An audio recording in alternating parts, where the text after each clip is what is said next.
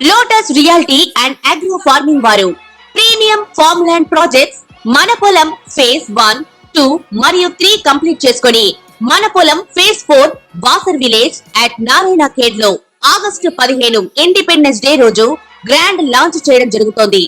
Launching మరియు independence day సందర్భంగా 5 guntas land out rate లో బుక్ చేసుకున్న వారికి ₹1,50,000 డిస్కౌంట్ తో పాటు 2 గ్రాముల గోల్డ్ ఫ్రీగా ఇస్తున్నారు. పూర్తి వివరాలకు సంప్రదించండి. బేసికలీ ఫస్ట్ ఆఫ్ ఆల్ మనకి అక్టోబర్ బిగినింగ్ లోనే మనకి సూర్యగ్రహణం జరుగుతుంది. అమావాస్య రోజు సూర్యగ్రహణం అన్నమాట. ఇది కొద్దిగా రేర్ ఈవెంట్ అని చెప్పుకోవచ్చు. అంటే ఫ్రీక్వెంట్ గా జరిగే కాస్మిక్ ఈవెంట్ కాదు. ఓకే. సో మహాలయ సర్వపిత్రి మహాలయ అమావాస్య రోజు సూర్యగ్రహణం జరగడం అనేది చాలా పాజిటివ్ ఆస్పెక్ట్ ఎక్కడ కన్సిడర్ చేసుకోవచ్చు అంటే మన పితృదేవతలకి తర్పణాలు చేయడానికి మనకి చాలా ఆస్పిషియస్ లాగా చెప్పుకోవచ్చు అనమాట. మంత్రసిద్ధి ఉన్న వాళ్ళు దాన్ని ఇంకా కొద్దిగా ఎన్హాన్స్ చేసుకోవడానికి యూజ్ అయ్యే ఆస్పిషియస్ మనం చెప్పుకోవచ్చు, ఎస్పెషల్లీ ఆ ఆస్పెక్ట్ లో మనకి. అదర్వైజ్ మనకి రవి మనకి 16th కి తులారాశిలోకి ఎంటర్ అవుతారు. అంటే అక్కడ మనకి రవి నీచబడతారు అనమాట. సో ఆల్మోస్ట్ డెబిలిటేషన్ లోకి వచ్చేస్తారు కాబట్టి కొద్దిగా మోస్తరుగా మనకి గవర్నమెంట్ రిలేటెడ్ ఇష్యూస్ అలాంటి వాటికి కొంచెం మనకి డిస్టర్బెన్సెస్ కనిపించేది, లీడర్స్ కి కనిపించేసి కొద్దిగా డిస్టర్బెన్సెస్ వచ్చే ఛాన్సెస్ ఉంటాయి. కుజుడు మాత్రం మనకి 20th అక్టోబర్ అంటే 20వ అక్టోబర్ రోజున మనకి కుజుడు నీచబడతారు, కర్కాటక రాశిలోకి ఎంటర్ అవుతారు. సో ఈ ఇయర్ స్పెషాలిటీ ఏంటి అంటే కుజుడు ఆల్మోస్ట్ ఒక 6 నెలలు స్తంభించి వక్రగతి పొంది మళ్ళీ బ్యాక్ అండ్ ఫోర్త్ జరిగే ట్రాన్సిట్స్ ఉంటాయి అన్నమాట. కర్కాటక రాశి నుంచి మిథునంలోకి, మళ్ళీ మిథునం నుంచి కర్కాటక రాశిలోకి, ఇలా కొద్దిగా ఫ్లక్చుయేషన్స్ మనకి ఉంటుంది. సో ఈ ఇయర్ కి మనం ఇయర్ ఎండింగ్ కి చూసుకుంటే అక్టోబరే కాకుండా చూసుకుంటే మేజర్ మనకి ఇంపాక్ట్ వచ్చేది కుజుడు స్తంభన అనమాట. అండ్ కుజుడు నీచబడడం, స్తంభించి నీచబడడం, స్టేషనరీలోకి వెళ్ళి.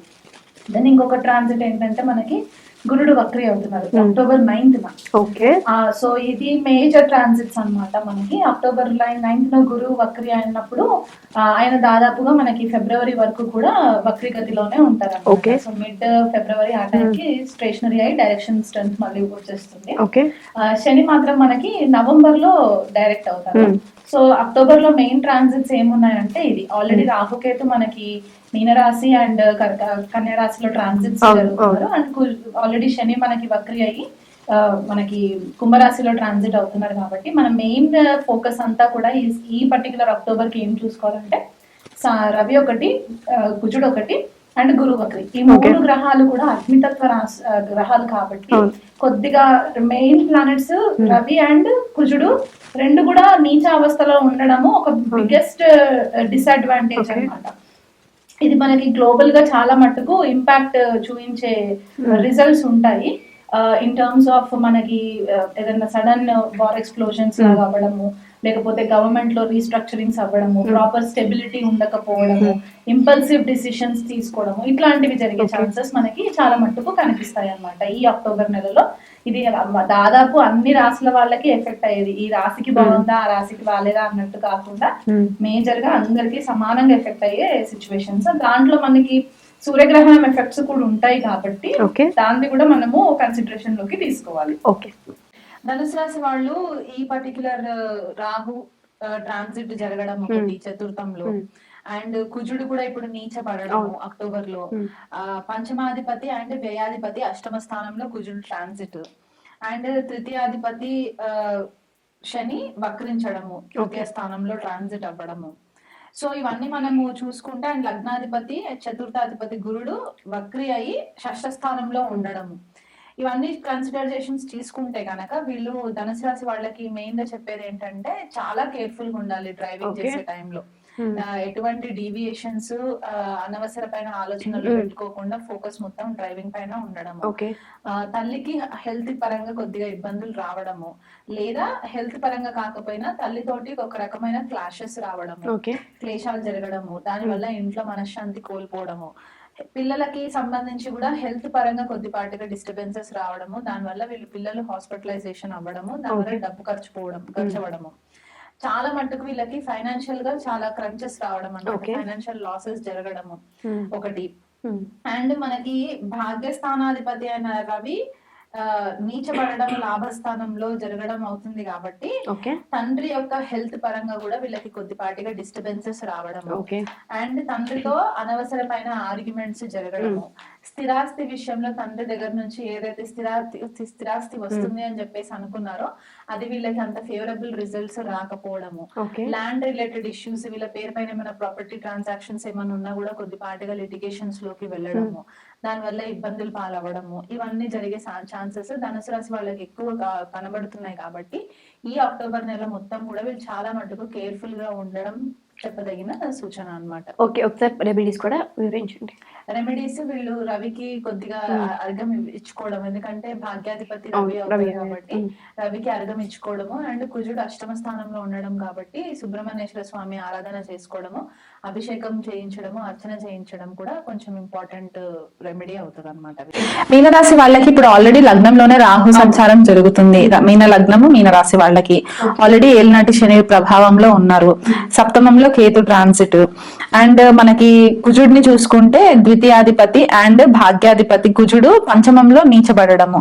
సో ఇక్కడ పిల్లలకి సంబంధించి ఇబ్బందులు రావడము, పిల్లల వల్ల అనవసరమైన మానసిక ఒత్తిడికి గురవ్వడము, లేదా పిల్లల హెల్త్ పరంగా కొద్దిపాటిగా డిస్టర్బెన్సెస్ రావడము, ఎక్కడైతే ఆల్రెడీ ఇన్వెస్ట్మెంట్స్ చేసి ఉంటారో ఆ ఇన్వెస్ట్మెంట్స్ లో కొద్దిపాటిగా లాసెస్ రావడము, లేదా ఇంకా అనుకోకుండా ప్రాపర్ ప్లానింగ్ లేకుండా వీళ్ళు డబ్బు నష్టపోవడము, తెలిసి తెలియగా ఎక్కడైనా పెట్టుబడి పెట్టడము, అందులో ల్యాండ్ కి సంబంధించి రియల్ ఎస్టేట్ కి సంబంధించి పెట్టుబడి పెట్టడము, లేకపోతే కొత్త ప్రాజెక్ట్స్ ఏదైనా చేయడము దాని ప్రాపర్ ప్లానింగ్ లేకుండా చేసుకోవడం వల్ల కూడా వీళ్ళకి కొద్దిపాటిగా డిస్టర్బెన్సెస్ కనబడుతున్నాయి.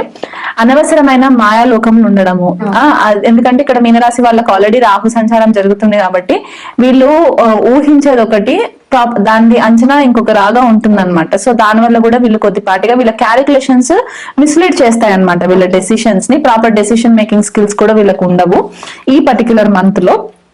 అండ్ తండ్రితోటి కూడా కొద్దిపాటిగా హెల్త్ ఇష్యూస్, తండ్రికి హెల్త్ ఇష్యూస్ రావడము, లేదా తండ్రితోటి కొద్దిగా వాగ్వివాదాలకి లోన్ అవ్వడము మనకి క్లియర్ గా కనబడుతుంది. అంటే వీళ్ళు ఒకటి చెప్తే ఫాదర్ ఇంకొకలాగా అర్థం చేసుకొని డిసగ్రిమెంట్స్ జరగడము, లేకపోతే డ్యూయల్ పార్ట్నర్షిప్ ఫాదర్ తోటి ఏదైనా చేస్తున్నారంటే అక్కడ కూడా కొద్దిపాటిగా డిసగ్రిమెంట్స్ రావడము, ఇవన్నీ మనకి క్లియర్ గా కనబడుతున్నాయి.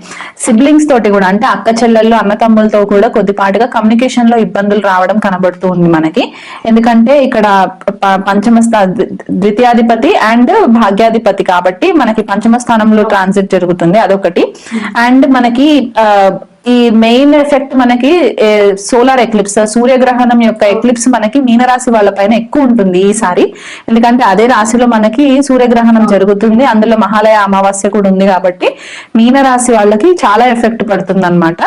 సో ఓవరాల్ గా మనం ఈ ద్వాదశ రాశుల్లో చూసుకుంటే ఈ సూర్యగ్రహణం ఎఫెక్ట్ ఎవరికి ఎక్కువ ఉంటుంది అంటే మీనరాశికి, కర్కాటక రాశికి, కన్యా రాశికి, సింహ రాశికి, వృశ్చిక రాశి వాళ్ళకి కూడా కొద్దిపాటిగా ఎఫెక్ట్స్ చాలా ఎక్కువ ఉంటాయి. కుంభరాశికి కూడా ఎక్కువ ఎఫెక్ట్స్ ఉంటాయి అన్నమాట.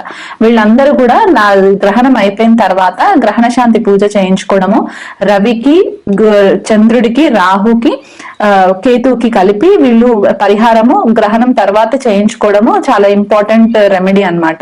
దీన్ని ఎఫెక్ట్స్ మనకి దాదాపు 3 months to 6 months ఉంటుంది కాబట్టి వారి వారి జన్మ జాతకాన్ని బట్టి వాళ్ళకి సిచ్యువేషన్స్ ఎట్లా ఉన్నాయో చూసుకుంటూ మెల్లిగా దాన్ని ట్రాన్స్ఫర్మేషన్ గా హ్యాండిల్ చేసుకుంటూ వెళ్ళాలే తప్ప హేస్టీ డెసిషన్స్ తీసుకోవడానికి లేదు. ఓవరాల్ గా ద్వాదశ రాశుల వాళ్ళకి చెప్పేది ఏంటంటే కుజుడి యొక్క ట్రాన్సిట్ నీచావస్థలో ఉండడము, అది చాలా కాలం వరకు ఒక 6 to 8 months వరకు మనకి ట్రాన్సిట్ ఉంటుంది కాబట్టి వీలైనంత మట్టుకు ఎంత శాంతంగా ఉండి డెసిషన్స్ తీసుకుంటే అంత మేలు జరుగుతుంది. లేకపోతే చాలా మట్టుకు రిలేషన్షిప్స్ లో ఇంపల్సివ్ డెసిషన్స్, రెక్లెస్ కాన్వర్సేషన్స్ వల్ల వీళ్ళకి రిలేషన్షిప్స్ లో చాలా ప్రాబ్లమ్స్ వస్తాయి అన్నమాట.